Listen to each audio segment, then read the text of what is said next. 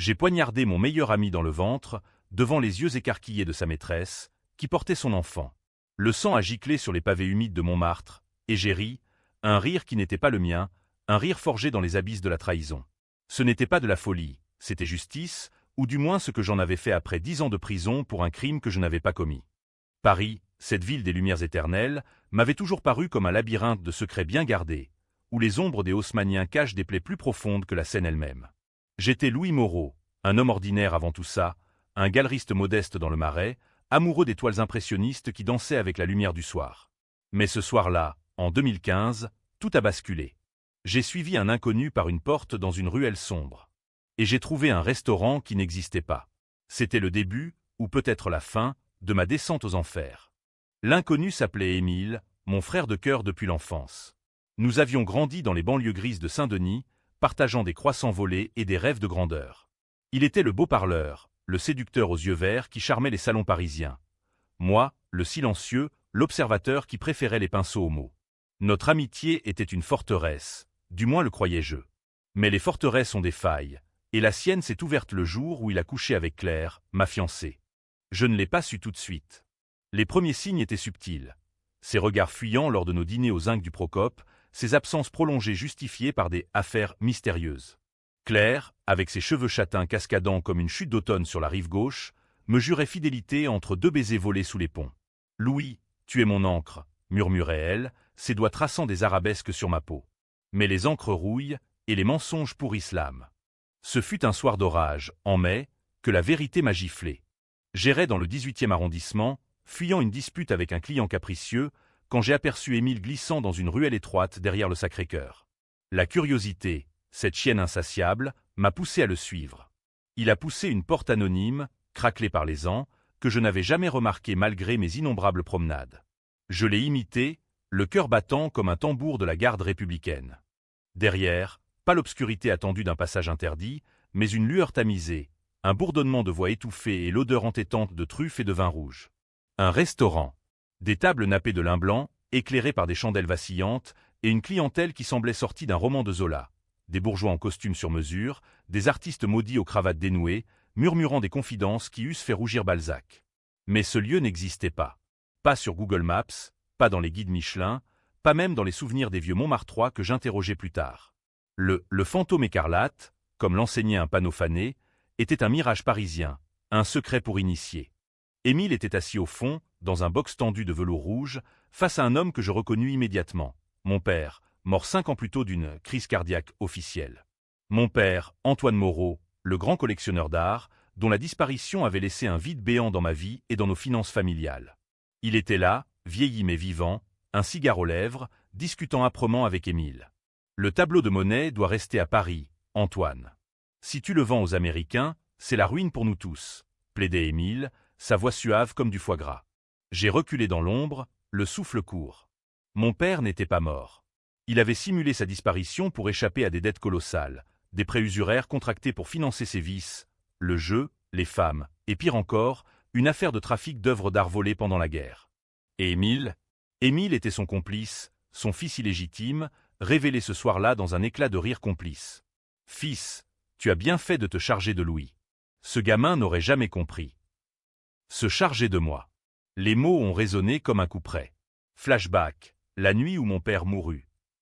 J'étais rentré ivre d'une vernissage, trouvant le salon sens dessus-dessous, un corps inerte sur le tapis perçant. Non, pas un corps, une mise en scène. Émile m'avait appelé, paniqué. « Louis, ton père. Viens vite. » J'étais arrivé, vu le sang factice, les pilules éparpillées.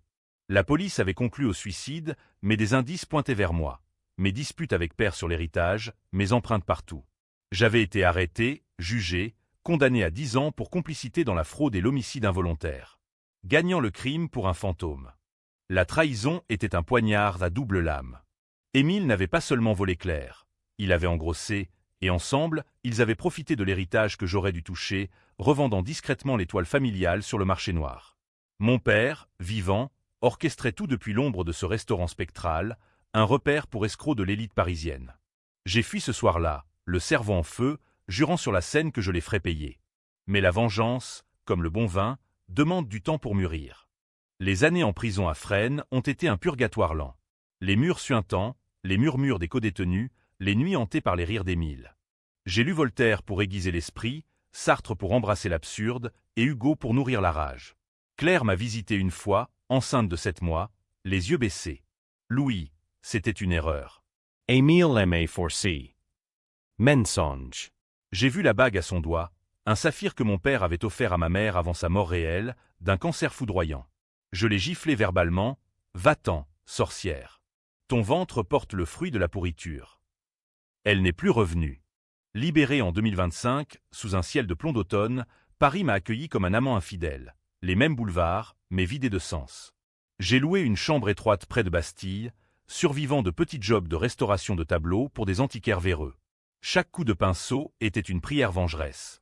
J'ai commencé par fouiller, des nuits à pirater des bases de données avec un vieux hacker de cellules, des filatures sous la pluie battante. Émile prospérait maintenant, propriétaire d'une galerie chic dans le 7e, marié à Claire. Leur fille, Amélie, avait 5 ans, une poupée aux boucles blondes. Mon père, retourné sous son nom, vieillard respectable, consultant pour des musées, ignorant les ombres du passé. Le plan s'est tissé comme une toile d'araignée.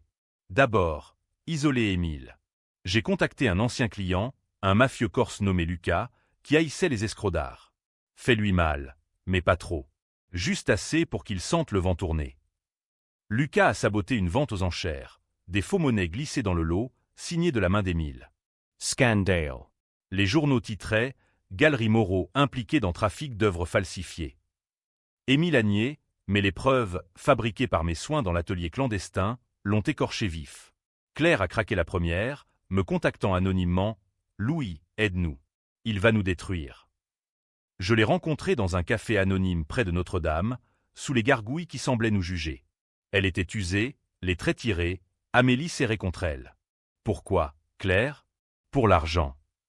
Elle a pleuré, pour la sécurité. Ton père nous a promis la lune, mais Émile. Il est comme lui, un serpent. Twist mineur. Elle avoua que mon père avait forcé Émile à me piéger pour que l'héritage passe à son vrai fils. Mais Claire, enceinte, avait choisi le diable qu'elle connaissait. J'ai tendu la main, rejoins-moi. Aide-moi à le briser, et je t'épargne.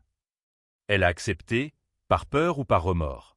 Ensemble, nous avons ourdi le piège suivant, un dîner au Fantôme écarlate. J'y suis retourné, seul, posant comme un collectionneur anonyme. Le maître d'hôtel, un spectre aux moustaches cirées, m'a conduit à la table de mon père.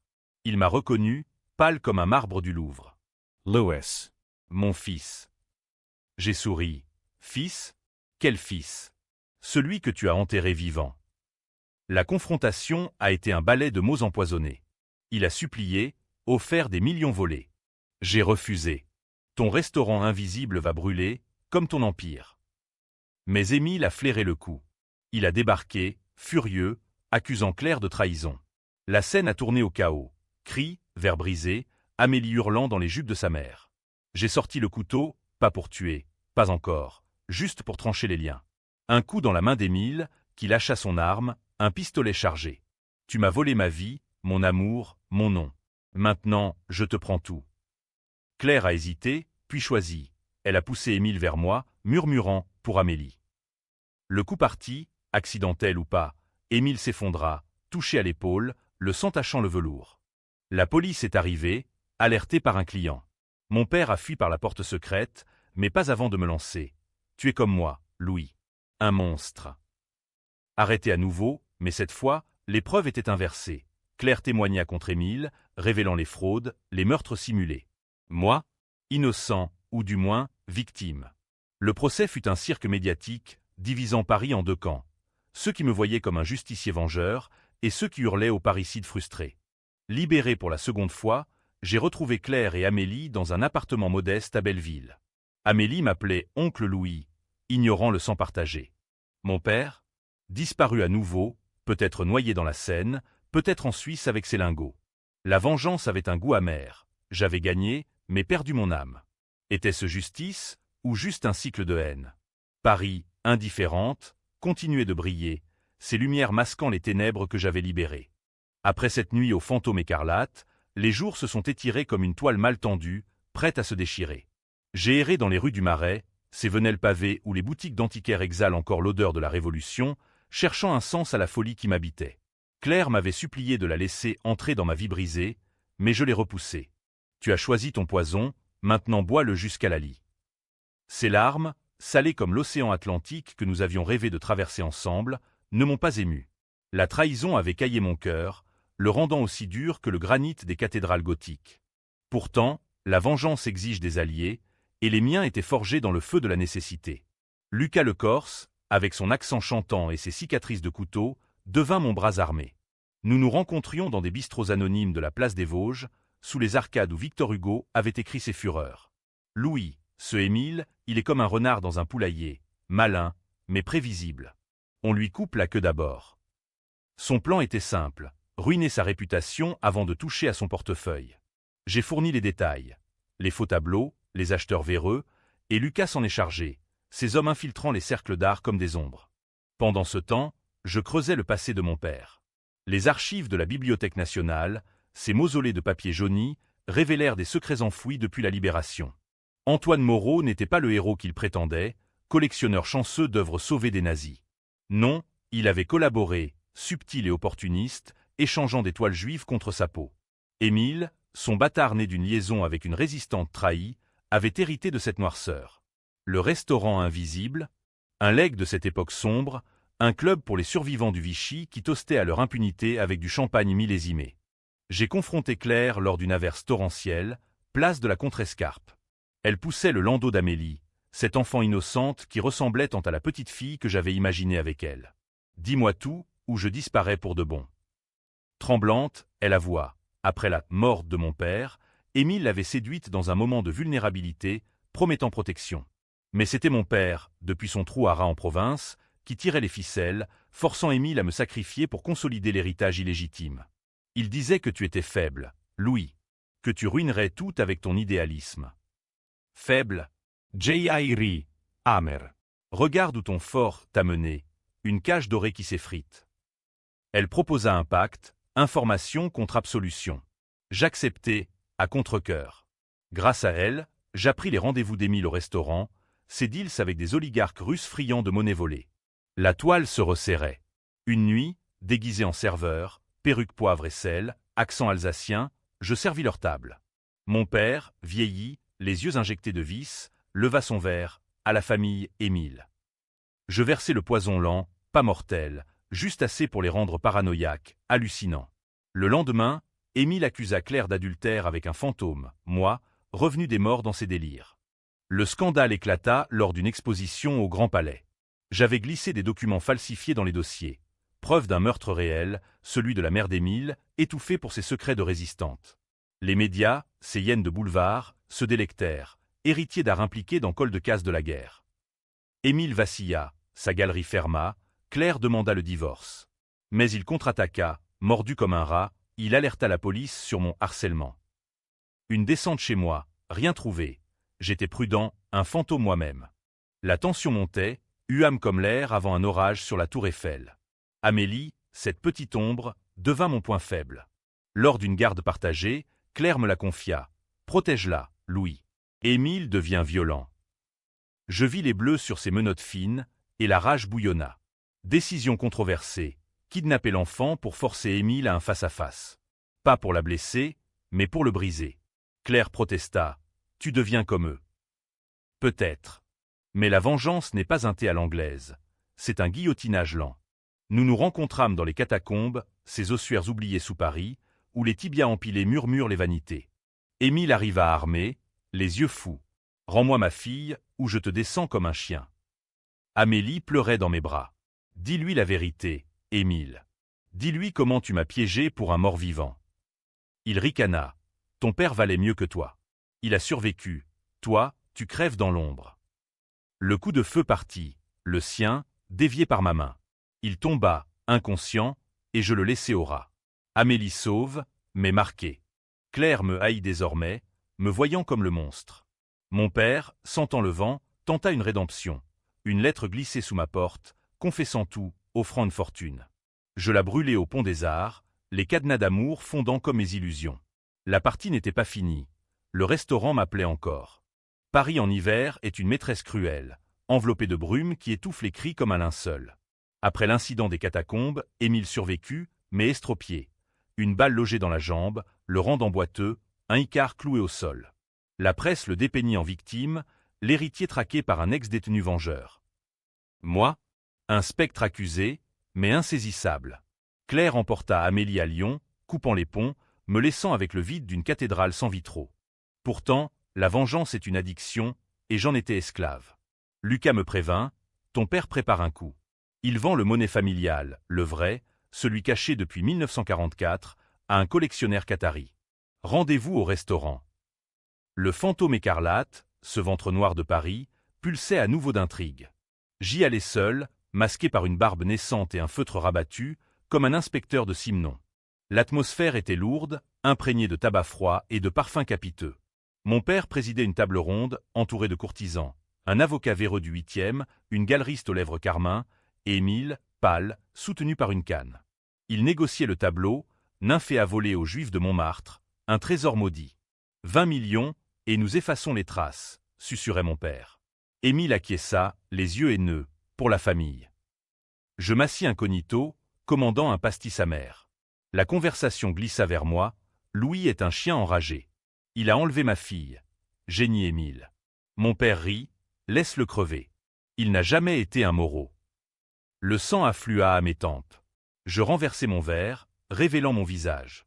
Chris, Chazes Renverses. Père, fils. Appelons les choses par leur nom. Tu m'as enterré vivant pour ce serpent.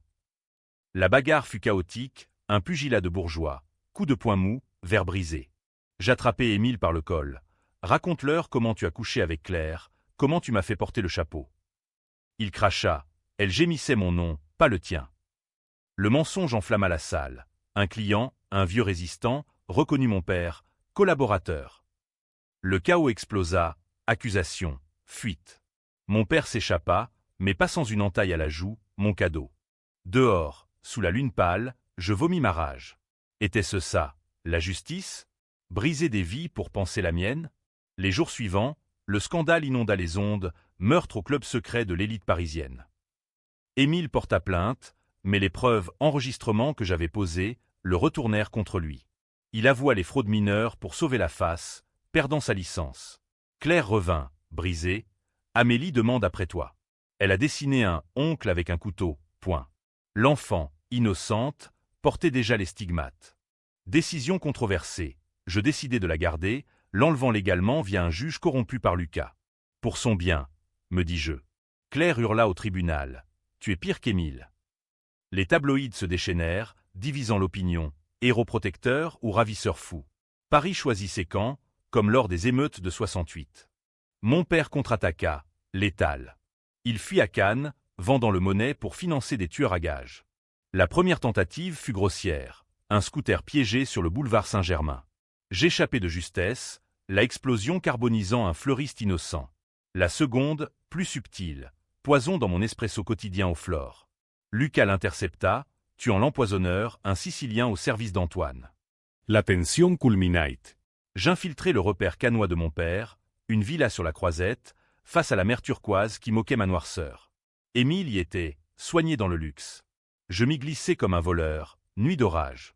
Confrontation finale pour la partie, rends l'héritage ou Amélie paie. Il rit, elle est à moi, bâtard. Non, twist, Claire avait avorté en secret, Amélie était. Mienne? Non, mensonge d'Émile pour me déstabiliser. Mais le doute s'insinua. Je partis sans tuer, mais en volant des documents, preuve de collaboration, assez pour un procès retentissant. De retour à Paris, je l'ai livré à un journaliste de Libé. Le bal des hypocrites tournait au carnage public. La scène coule, indifférente, charriant les secrets des amants et des assassins vers l'océan. Après la fuite des documents, mon père devint un paria. Procès pour collaboration ouverte, son nom souillé comme les quais après une crue. Émile, son pantin brisé, sombra dans la cocaïne et les dettes, hantant les casinos de Deauville comme un joueur maudit de Dostoïevski. Claire, elle, oscilla, appel nocturne, Louis, rends-moi Amélie. Nous pouvons recommencer. Mais recommencer? Avec quel poison? Amélie s'attachait à moi, cette petite fleur piétinée, dessinant des bateaux-mouches sur mes carnets de croquis. Oncle, pourquoi papa boite? Demandai-je, feignant l'ignorance. Parce qu'il est tombé dans un trou noir. répondait-elle, innocente. Ces mots me hantaient. J'étais ce trou, aspirant tout à la perdition. Lucas pressait. Finis les jeux, Louis. Achève-les. Son idée, un guet-apens au restaurant, une bombe artisanale pour effacer le repère. Controversé, oui, innocent potentiel. Mais la vengeance française est théâtrale, comme une pièce de Racine, pleine de fureur contenue. J'hésitais, puis acceptai. La nuit venue, sous un ciel étoilé rare, je m'approchai de la ruelle. La porte grinça, familière. À l'intérieur, une fête, anniversaire d'Émile, invité masqué en fantôme de l'Ancien Régime. Mon père trônait, proclamant « à la résurrection ». Ironie cruelle. Je posai la charge, timer réglé. Mais twist. Claire était là, en robe rouge, Amélie sur ses genoux. Panique. J'annulai, courant vers eux. Sortez. Bombe. Cri, bousculade. Émile me vit, traître. Il me plaqua, nous roulant au sol. La détonation, défaillante, mais réelle, fit trembler les murs. Plâtre, cri, feu. Dans le chaos, je saisis Amélie, Claire agrippée à moi. Émile, brûlé, hurla. « Tu as tout perdu, Louis. » Le tableau, l'argent, c'était pour nous sauver. Sauver. De quoi? Mon père, enfoui sous une poutre, murmura son dernier secret. Ta mère. Je l'ai tuée. Pour l'assurance. Tu gagnes le crime, fils. Chalk. Ma mère, pas cancer, empoisonnée. Le cycle se refermait. Nous fûmes sauvés par les pompiers, le restaurant englouti. Émile survécut, défiguré, mon père, non. Claire blaspheme murmura. Pardon. Amélie, indemne, pleura. La police arrêta Émile pour tentative de meurtre. Il avait tiré sur moi dans la mêlée. Moi, témoin clé, absous. Mais le climax divisait, héros ou terroriste. Les forums bouillonnaient, Louis Moreau, justicier ou psychopathe. L'aube se leva sur Paris comme une promesse brisée, rosée sur les invalides. Le procès d'Émile fut un théâtre absurde. Accusations croisées, Claire témoignant contre lui, révélant les viols simulés, les fraudes. Il m'a forcé à te trahir, jura-t-elle, les yeux sur Amélie, assise près de moi. Le jury, ces bourgeois de banlieue, hésita. 20 ans pour lui, liberté surveillée pour elle, complice atténué. Moi, acquitté, mais marqué. Amélie m'appela « papa » un matin, brisant le mur. Claire, repentante, proposa « recommençons pour elle ». Tentation. Nous louâmes une maison à Montmartre, près des vignes miraculeuses, plantant des rosiers sur les tombes du passé. Mais le twist final frappa comme un éclair. Une lettre posthume de mon père, trouvée dans les décombres. Louis, le restaurant n'était pas mien. C'était ta mère qui l'avait fondé pour protéger les résistants. Émile et moi l'avons perverti. Et toi, tu as accompli sa vengeance. Mensonge ou vérité? J'ai brûlé la lettre, mais le doute persista. Était-ce rédemption ou ultime manipulation? Émile, en cellule, m'écrivit « Viens me voir. J'ai un secret sur ta mère. » Yerefusai. La vengeance achevée, que restait-il? Une famille recomposée, fragile comme du cristal de baccarat. Paris pardonna ou oublia. Les lumières reprirent leur danse. BKCH ou Happy End? Les lecteurs jugeront. Moi, je marche le long de la Seine, Amélie à la main, sentant l'ombre du restaurant invisible. La trahison guérit-elle? Non. Elle forge. Et dans cette forge, j'ai rené, monstre ou homme, l'éternel débat français.